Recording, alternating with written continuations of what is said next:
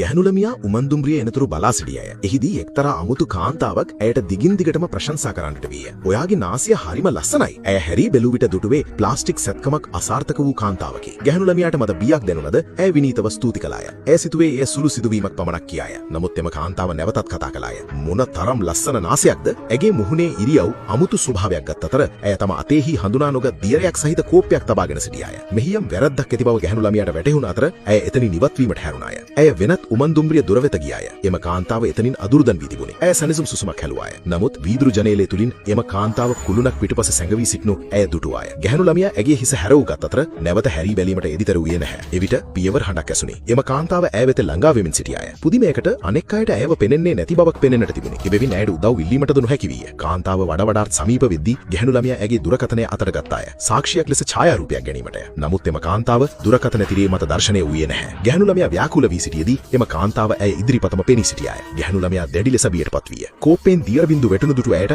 එය sulphuric acid බව වැටහුණාය. ඇය වේගයෙන් බොහෝ ඈතට දිව ගියාය. නමුත් එම කාන්තාව දිගින් දිගටම ඇය පසුපස හඹා ආවාය. ගැහණු ළමයා උමන් මාර්ගයේ දෙසට දිව ගියාය. ඇය පිටුපසින් ඇසුණු පියවර හඬවල් නතර විය. නමුත් ඇයට තවමත් බියක් දැනුනි. ඇය ඊටා ප්‍රවේශමින් අවට බලුවාය. හදිස්සියම පිටුපසින් සිනහ හඬක් ඇසුණි. ගැහණු ළමයා බියෙන් බිම ඇද වැටුණාය. ඇය තම ඉදිරිපතේ ඇති දෙන්වීම් පුරවර දෙස නොසෙල්ලී බලා සිටියාය. නමුත් එම කාන්තාව ඇය පිටුපසින් මතුවීය. කාන්තාව නැවතත් තමා වෙත ළඟා වෙමින් සිටින දැක ගැහණු ළමයා කලබල වී වැසිටිලිය තුල සැඟවීය. ඇය පොලිසියට ඇමතිමට ඇගේ දුරකථනය ගත්තාය. නමුත් පොලිස් දුරකථන මාර්ගය කාර්යබහුල විය. ගැහණු ළමයා නොයිවිසිල්ලෙන් බලා සිටියේදී සල්ෆියුරික් ඇසිඩ් අඩංගු කෝප්පය හදිස්සියම ඇයට ඉහළින් දර්ශනය විය.